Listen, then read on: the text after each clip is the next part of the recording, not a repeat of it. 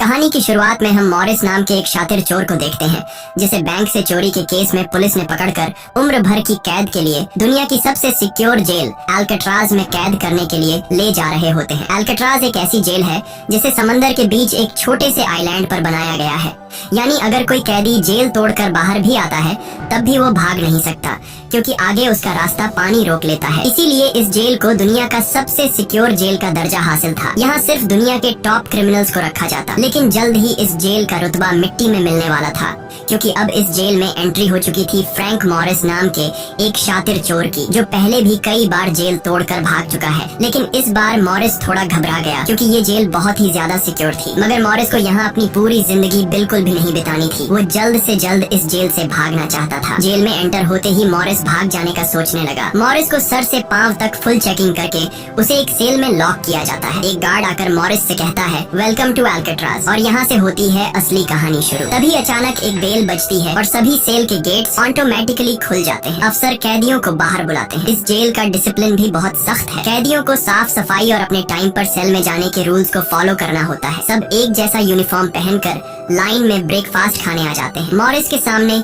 Litmus नाम का एक कैदी होता है। मॉरिस पूछता है कि मुझे तो कांटा ही नहीं मिला, अब मैं नूडल्स कैसे खाऊंगा। लिटमस उसे कहता है, अबे ये तेरा घर नहीं है, जो तुझे मिला है उसे चुपचाप खा ले। तभी वुल्फ नाम का एक खतरनाक कैदी मॉरिस को चिढ़ाने लग जाता है। वुल्फ से जेल में हर एक कैदी तंग था। वो यहाँ हर एक कैदी पर अपनी मनमानी चलाता था और उस पर बलात्कार के ढेर सारे केस भी हैं। इस जेल में एक से बढ़कर एक खतरनाक कैदी रखे जाते हैं। यहाँ लिटमस मॉरिस से थोड़ा खाना मांगता है और इस दौरान मॉरिस उसे अपनी प्लेट दे देता है। जब मॉरिस टेबल के नीचे से देखता है तो उसे पता चलता है कि लिटमस खुद खाना नहीं खा रहा बल्कि वो चूहे को दे रहा है। रात को एक गार्ड मॉरिस को वार्डन के पास लेके जाता है। जब मॉरिस वार्डन के ऑफिस में पहुंचता है तो वार्डन मॉरिस से कहता है कि मैं जानता हूं कि तुम बहुत ही शार्प माइंड हो और बहुत इंटेलिजेंट भी हो, लेकिन वो सब यहाँ किस काम का, क्योंकि तुम्हारे जैसे यहाँ कितने आए और गए पर यहाँ से कोई बच नहीं पाया। यहाँ कैदी बहुत ही स्ट्रिक्ट रूल्स फॉलो करते हैं। 2 महीने में एक बार ही कोई तुमसे मिलने आ सकता है और वो भी तब अगर मेरा मूड अच्छा हो। वार्डन बहुत ही सख्त इंसान है जो जरा सी गलती पर भी कैदियों को बहुत ही स्ट्रिक्ट पनिशमेंट देता है। वार्डन कहता है, यहाँ से भागने का सोचना भी मत, नहीं तो तुम्हारे टुकड़े टुकड़े कर दिए जाएंगे। जिस पर मॉरिस जवाब देता है, नहीं सर, आपके होते हुए यहाँ से कौन भागने का सोच सकता है। लेकिन असल में पहले दिन से ही मॉरिस के दिमाग में यहाँ से भागने की प्लानिंग शुरू हो चुकी थी। इस दौरान मॉरिस मौका देखते ही वार्डन का नेल कटर चुरा लेता है, जो वैसे तो बहुत ही छोटी सी चीज थी, पर मॉरिस को पता था कि अल्काट्राज जैसे जेल में इस छोटे से नेल कटर से भी बहुत बड़ा काम लिया जा सकता है। मॉरिस वापस सेल में आते ही इस नेल कटर को बाइबल में छुपा देता है। अगले दिन बाथरूम में वुल्फ फिर मॉरिस को परेशान करने लगता है, पर इस बार मॉरिस उसे छोड़ने वाला नहीं था। अब मॉरिस अपना असली रूप दिखाता है और उसे पकड़कर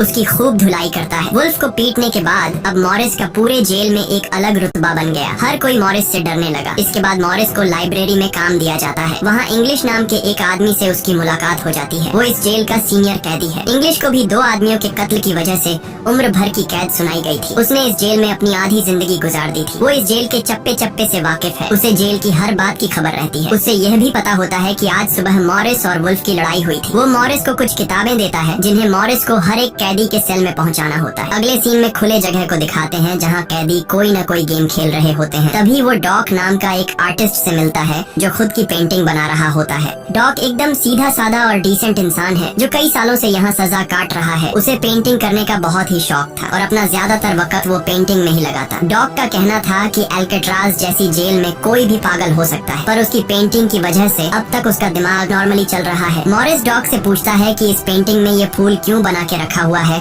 तुम्हारी शर्ट में ऐसा तो कुछ नहीं। डॉक कहता है कि यह मेरी खुशी है जो सिर्फ पेंटिंग में है, मेरे मन में नहीं। उसके बाद मॉरिस जब अपने दाएं तरफ देखता है तो उसे ऊपर इंग्लिश दिखाई देता है। मॉरिस इंग्लिश की तरफ जाता है। जब मॉरिस उसके करीब जाता है तो उसके चेले मॉरिस को रोक देते हैं। तब इंग्लिश इशारा करता है कि अपना ही आदमी है, आने दो। मॉरिस उसके पास जाकर बैठ जाता है और तुरंत अपने दिल की बात छेड़ देता है। मॉरिस उससे कहता है कि यहाँ से बचने में आप मेरी मदद करेंगे। ये बात सुनकर इंग्लिश तो हंस पड़ता है। देखो बेटा, ये महज सिर्फ जेल नहीं है, ये हम सब की कब्र है। यहाँ से निकलना है तो पहले हमें मरना पड़ेगा, तब जाके हमारी डेड बॉडी यहाँ से कब्रिस्तान तक पहुँच पाएगी। चलो मान भी लो कि तुम इन बड़ी दीवारों पर चढ़ भी गए और उसके बाद खतरनाक फोर्सेस को क्रॉस भी कर लिया और किसी जादुई शक्ति से तुम यहाँ के सैकड़ों गार्ड से बचकर जेल से बाहर भी निकल जाओ, तब भी यहाँ से भाग नहीं पाओगे, क्योंकि आगे तुम्हारा रास्ता समुंदर रोक लेगा। इसलिए टाइम बर्बाद मत करो और चुपचाप सजा काट लो, कम से कम जिंदा तो बचे रहोगे। लेकिन मॉरिस अपने इरादे का पक्का था, वो हर हाल में इस जेल से भागना चाहता था। उस रात एक अफसर मॉरिस को बताता है कि तुम्हें कल से कारपेंट्री का काम दिया गया है, 1 घंटे का 50 सेंट्स दिहाड़ी भी दी जाएगी। मॉरिस फौरन इस काम के लिए राजी हुआ, क्योंकि उसे लगा कि वहाँ उसे कोई ऐसा औजार मिल सकता है जिससे उसके भागने में काम आ सकता है। अगले दिन मॉरिस लिटमस से यहाँ से बचने का रास्ता पूछता है। लिटमस कहता है, अरे ये तो बहुत ही आसान है, हर सेल में एक एयर वेंट होता है, उसके जरिए तुम छत पर पहुँच सकते हो, वहाँ से शायद तुम बच पाओ। और मॉरिस की बातों पर मुस्कुराते हुए वहाँ से चला जाता है। तब डॉक मॉरिस को खबरदार कर देता है कि वुल्फ तुम्हारी तरफ आ रहा है। तभी वुल्फ मॉरिस पर चाकू से वार करने आता है। मॉरिस अपना कोट हाथ में लपेट कर के साथ लड़ने लग जाता है। इतने में एक गार्ड उसे रोकने आता है तो वुल्फ गार्ड पर भी चाकू से वार कर देता है। अब मामला बिगड़ जाता है और वॉच टावर का गार्ड शूट करने लगता है। तब जाकर मॉरिस और वुल्फ लड़ना बंद करते हैं। मॉरिस को पता नहीं था कि वॉच टावर पर भी एक गार्ड है। वो अब एक एक करके इस जेल की हर बात को नोटिस करने लग जाता है। मॉरिस और वुल्फ को गार्ड्स डी ब्लॉक में ले जाते हैं, जहाँ रात भर कैदियों को अंधेरे में रख कर टॉर्चर किया जाता है। ये एक ऐसा सेल था जहाँ कोई भी कैदी नहीं जाना चाहता था। जाने से पहले वुल्फ मॉरिस को धमकाता है कि बेटा तेरी मौत तो मेरे हाथों होगी। उस रात मॉरिस को तरह तरह के टॉर्चर्स सहने पड़ जाते हैं, जिससे उसकी हालत काफी खराब हो जाती है। 2 हफ्ते तक इस अंधेरे वाले सेल में रहने के बाद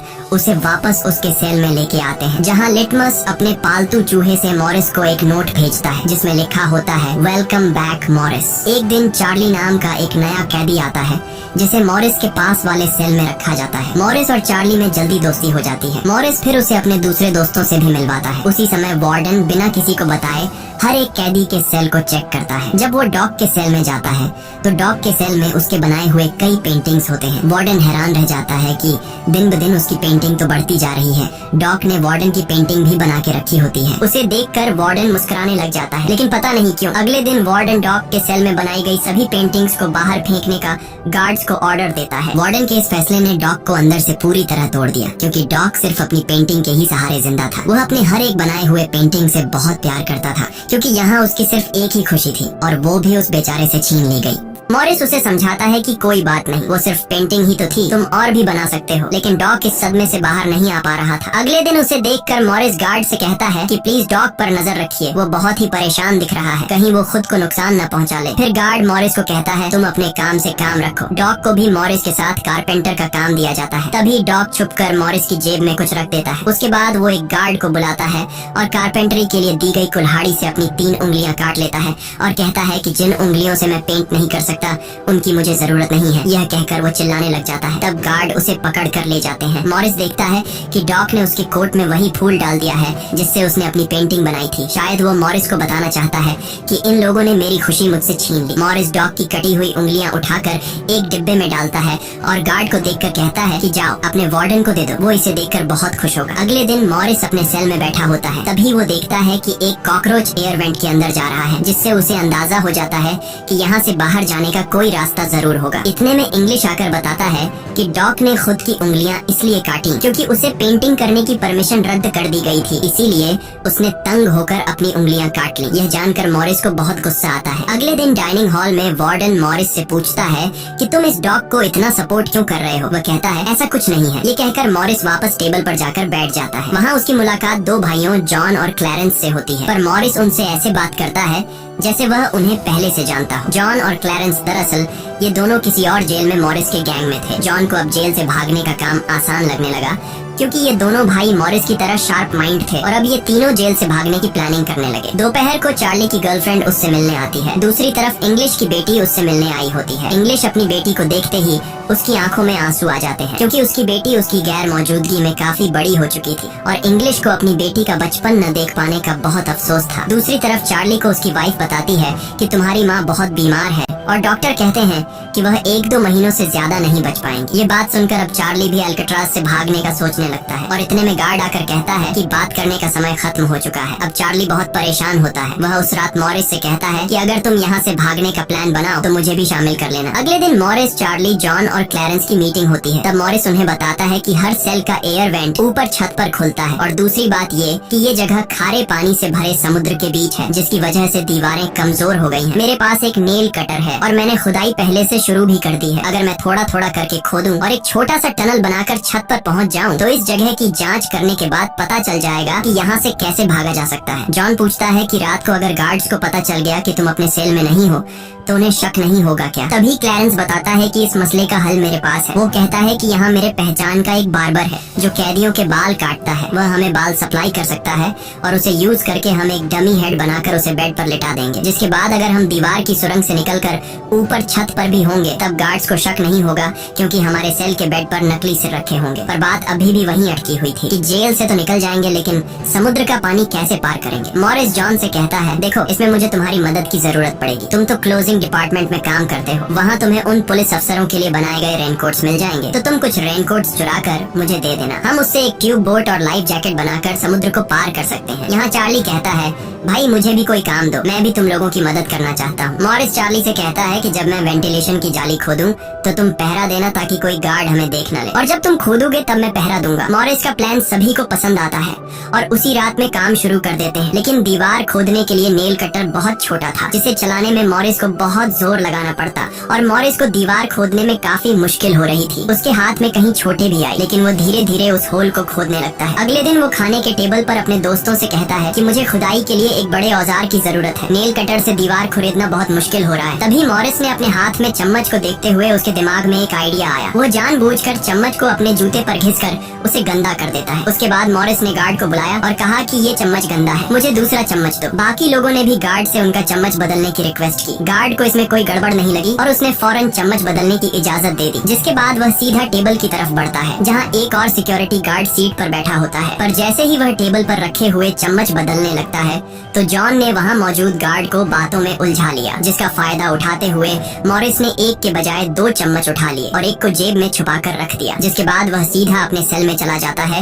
रात को इंग्लिश उसे बुक देने आता है तो मॉरिस पूछता है कि क्या यहाँ पर वेल्डिंग करने वाला कोई इक्विपमेंट मिलेगा। इंग्लिश समझ जाता है कि मॉरिस के सिर पर अब भी जेल से भाग निकलने का भूत सवार है। वह कहता है कि मैं तुम्हें पहले भी बता चुका हूँ कि तुम्हारी कोशिश बेकार हो जाएगी, क्योंकि तुम पकड़े जाओगे और शायद अपनी जान भी गंवा दोगे। इतने सालों में मुझे कभी भागने का ख्याल नहीं आया, क्योंकि मैं जानता हूँ ये इम्पॉसिबल है, लेकिन तुम जिद्दी हो तो मैं क्या कर सकता हूँ, करो कोशिश। लेकिन मॉरिस को उसकी वार्निंग का कोई फर्क नहीं पड़ता। वह अगले दिन लिटमस से माचिस मांगता है और कहता है कि अगर आप मेरी मदद करेंगे तो मैं आपके चूहे को अपने हिस्से का खाना हर रोज दूंगा। लिटमस खुश होकर ये डील मान जाता है, क्योंकि लिटमस को चूहा बहुत पसंद था। उसी रात लिटमस मॉरिस को अपने माचिस पास कराता है। मॉरिस नेल कटर के एक हैंडल को निकालता है जिससे वह एक छोटा सा बेलचा बनाने जा रहा होता है। फिर वह चम्मच को तोड़कर नेल कटर की हैंडल से जोड़ लेता है। फिर माचिस चलाकर दोनों को अच्छी तरह से वेल्ड करके एक नुकीला औजार तैयार कर लेता है। बस फिर क्या था, वो वेंट के चारों ओर खुदाई शुरू करता है। चार्ली पहरा देता है। अगर कोई गार्ड उस तरफ आया तो वह तुरंत सीटी मारकर मॉरिस को सिग्नल देगा, पर पहरा देते देते चार्ली की आंख लग जाती है और तभी वहाँ पर एक गार्ड आता है। पर खुशकिस्मती से एन वक्त पर इंग्लिश ने बीच में आकर उस गार्ड का ध्यान भटकाया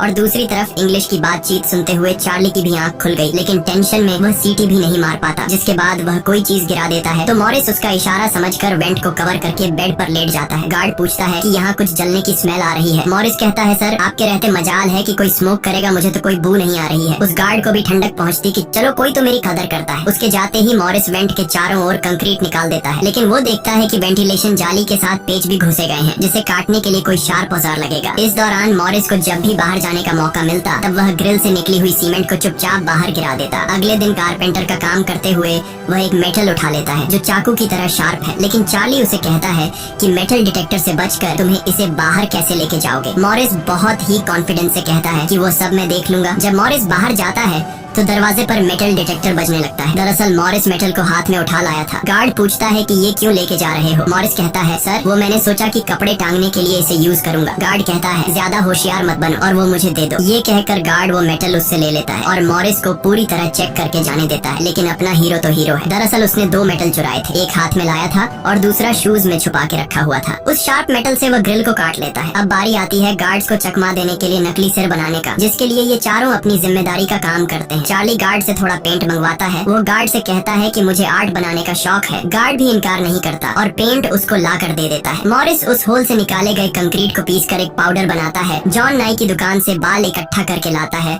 और क्लैरेंस लाइब्रेरी से पुरानी किताबें इकट्ठा कर लेता है। सारा सामान इकट्ठा होने के बाद मॉरिस पानी और पुराने मैगजीन का इस्तेमाल करके एक डमी सिर बनाने लगता है, जिसके ऊपर पेंट और नकली बाल लगाकर बिल्कुल रियल दिखने वाला एक नकली सिर तैयार कर लेता है। साथ ही साथ मॉरिस ने ने अपने प्लान को और मजबूत करने के लिए नकली कार्डबोर्ड बनाए, जिससे कोई शक नहीं कर पाएगा कि सामने की दीवार में किसी ने सुरंग बनाई है। एक रात मॉरिस ने अकेले ही ऊपर जाने का फैसला किया, जिसके लिए उसने अपनी बनाई गई नकली खोपड़ी को बेड पर रखा और उसे गर्दन तक कंबल से ढक लिया। जिसके बाद वह नकली कार्डबोर्ड लेकर सुरंग से बाहर निकल आता है। वहाँ मॉरिस पाइप्स को पकड़कर धीरे धीरे ऊपर छत पर चढ़ जाता है। दूसरी तरफ चार्ली बाहर पहरा दे रहा होता है। छत पर पहुंचने के बाद मॉरिस देखता है कि वहाँ ऊपर एक लोहे का ग्रिल है, जिस तक वह कूद कर भी नहीं पहुंच पाता। इसी बीच एक गार्ड आता है और चार्ली से पूछता है कि इतनी देर रात तक तुम पेंट क्यों कर रहे हो और तुम्हारा दोस्त मॉरिस आज इतनी जल्दी क्यों सो गया। चार्ली कहता है कि जी सर, आज मॉरिस कारपेंट्री का काम करते हुए थक गया था, इसलिए वह जल्दी सो गया। तभी अचानक गार्ड के हाथ से उसकी लाठी नीचे गिर जाती है। उसे उठाते हुए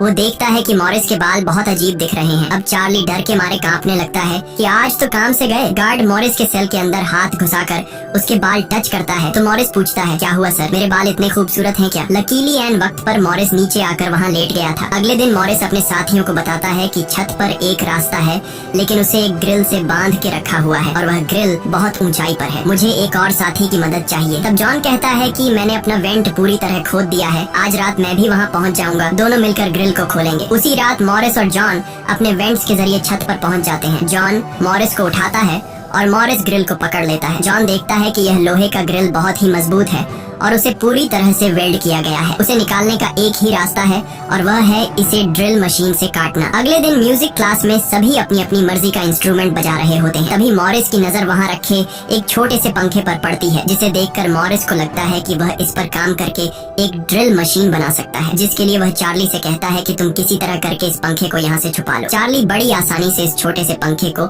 अपने इंस्ट्रूमेंट बॉक्स में छुपा कर रख देता है। जब चार्ली बाहर आता है तो गार्ड्स उसके इंस्ट्रूमेंट बॉक्स को चेक भी करते हैं, लेकिन उन्हें पंखा नहीं नजर आता और चार्ली को जाने दिया जाता है। वह पंखा जैसे ही मॉरिस के हाथ लगता है तो मॉरिस उस पर काम करना शुरू कर देता है और कई घंटों बाद मॉरिस उस पंखे से एक ड्रिल मशीन तैयार कर लेता है। उस रात मॉरिस और चार्ली छत पर चढ़कर उस लोहे की रोड को ड्रिल मशीन से काटने लग जाते हैं। ड्रिल मशीन की आवाज काफी तेज थी, जो कि ड्रिल की आवाज को सुनकर गार्ड्स ऊपर आने लगते हैं, लेकिन तब तक मॉरिस ग्रिल का एक रोड काट देता है और ड्रिलिंग की आवाज बंद हो जाती है। ड्रिल की आवाज बंद होने के बाद गार्ड उसे नजरअंदाज करके वापस चला जाता है। अब इन चारों ने भागने के लिए अपने सभी रास्ते खोल दिए थे, जिसके बाद वह मंगलवार की रात को दुनिया की सबसे सिक्योर जेल अल्काट्राज से भागने वाले थे, जिससे आज तक कोई भी नहीं भाग पाया था। अगले दिन फिर उनकी मीटिंग होती है और वह भी मूवी हॉल में, जहाँ सब मूवी देख रहे होते हैं। मूवी की आवाज के बीच मॉरिस जॉन और क्लैरेंस से पूछता है कि क्या तुम्हारा वेंट तैयार हुआ है और उन रेनकोट्स का क्या हुआ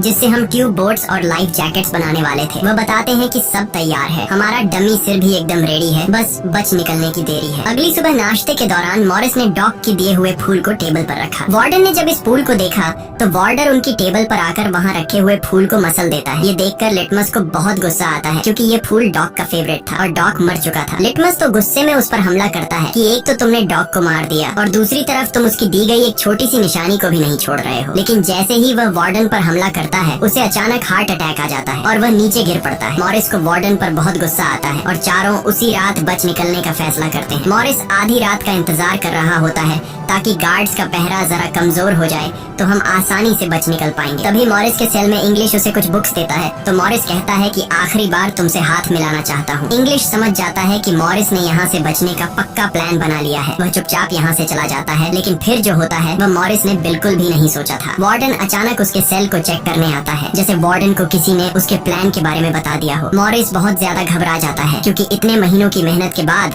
उसकी मेहनत पर पानी फिरने वाला था। वार्डन ने मॉरिस के सेल के हर एक कोने को चेक करने का हुक्म दिया। गार्ड मॉरिस के सेल की हर एक चीज को चेक करता है, लेकिन मॉरिस कोई आम कैदी नहीं था कि उसने कोई छोटा मोटा प्लान बनाया था, बल्कि उसने एकदम साफ और परफेक्ट प्लान बनाया था, जिसे वार्डन तो क्या बल्कि वार्डन का दादा भी नहीं पकड़ सकता था। यहाँ तक कि गार्ड ने जब खास उस जगह से सूटकेस हटाया जहाँ मॉरिस ने सुरंग करके भागने का रास्ता बनाया था, तो वहाँ भी मॉरिस नहीं पकड़ा गया, क्योंकि उसने पहले से ही एक नकली कार्डबोर्ड बनाकर दीवार में बिल्कुल बारीकी से फिट कर लिया था। जब वहाँ कुछ नहीं मिलता तो वार्डन और गार्ड चले जाते हैं, लेकिन गार्ड बताता है कि मॉरिस और चार्ली रात भर बातें करते रहते हैं, मुझे तो दाल में कुछ काला लग रहा है। वार्डन कहता है ठीक है, कल तुम मॉरिस का सेल चेंज कर दो, जिससे वो दोनों न साथ रहेंगे और न ही बात कर पाएंगे। अगले दिन ब्रेकफास्ट के टाइम पर वुल्फ मॉरिस को फिर धमकाता है और मॉरिस से कहता है कि आज रात तुम्हारी हमारी आखिरी रात होगी। मॉरिस अपने साथियों से कहता है कि यह गधा ठीक कह रहा है, आज रात यहाँ मेरी आखिरी रात ही होगी। लेकिन दोपहर को ही वुल्फ मॉरिस पर चाकू से वार करने जाता है। तभी इंग्लिश बीच में आकर वुल्फ को पकड़ लेता है। दरअसल इंग्लिश भी मॉरिस की मदद करना चाहता है, वह कामयाब हो या ना हो, लेकिन इंग्लिश मॉरिस के काम में मदद करना चाहता है। उस रात मॉरिस, जॉन, क्लैरेंस और चार्ली ने अपने अपने वेंट के रास्ते से निकलकर ऊपर छत पर मिलने का फैसला किया। यहाँ तो चार्ली अपने साथियों के साथ भागने के लिए राजी हो जाता है, लेकिन फिर जैसे ही वह सेल में पहुँचता है